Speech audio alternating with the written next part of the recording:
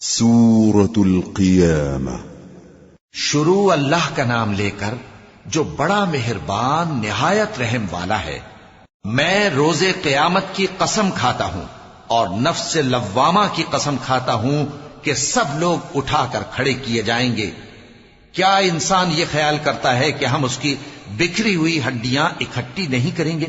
ضرور کریں گے، اور ہم اس بات پر قادر ہیں کہ اس کی پور پور درست کر دیں، مگر انسان چاہتا ہے کہ آئندہ بھی خود سری کرتا چلا جائے۔ پوچھتا ہے کہ قیامت کا دن کب ہوگا؟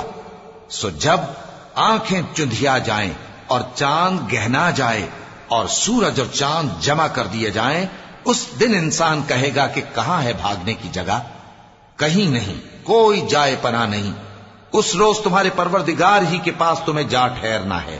اس دن انسان کو جو عمل اس نے آگے بھیجے اور جو پیچھے چھوڑے ہوں گے سب بتا دیے جائیں گے۔ بلکہ انسان آپ اپنا گواہ ہے، اگرچہ عذر و معذرت کرتا رہے۔ اور اے پیغمبر صلی اللہ علیہ وآلہ وسلم، وحی کے پڑھنے کے لیے اپنی زبان کو تیز تیز حرکت نہ دیا کرو کہ اس کو جلد سیکھ لو۔ اس کا جمع کرنا اور پڑھانا ہمارے ذمے ہے۔ سو جب ہم اسے پڑھا کریں تو تم اس کو سنا کرو اور پھر اسی طرح پڑھا کرو۔ پھر اس کے معانی کا بیان بھی ہمارے ذمے ہے۔ مگر لوگو، تم دنیا کو دوست رکھتے ہو اور آخرت کو چھوڑے دیتے ہو۔ اس روز بعض چہرے رونقدار ہوں گے، اپنے پروردگار کی طرف نظر کیے ہوئے ہوں گے، اور بہت سے چہرے اس دن اداس ہوں گے، خیال کریں گے کہ ان کے ساتھ کمر توڑ معاملہ کیا جائے گا۔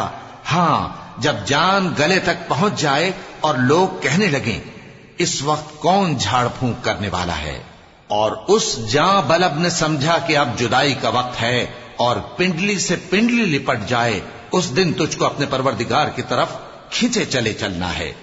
پھر ایسے مغرور نے نہ تو پیغمبر صلی اللہ علیہ وآلہ وسلم کو سچا جانا اور نہ نماز پڑھی، لیکن جھٹلایا اور منہ پھیر لیا، پھر اپنے گھر والوں کے پاس اکڑتا ہوا چل دیا۔ خرابی ہے تیری، خرابی پر خرابی ہے، پھر خرابی ہے تیری، خرابی پر خرابی ہے۔ کیا انسان یہ خیال کرتا ہے کہ اسے یوں ہی چھوڑ دیا جائے گا؟ کیا وہ منی کا جو ٹپکائی جاتی ہے ایک قطرہ نہ تھا، پھر لوتھڑا ہوا، پھر اللہ نے اس کو بنایا، سو اس کے اعضاء کو درست کیا، پھر اس کی دو قسمیں بنائیں، مرد اور عورت۔ کیا اس کو اس بات پر قدرت نہیں کہ مردوں کو زندہ کر دے؟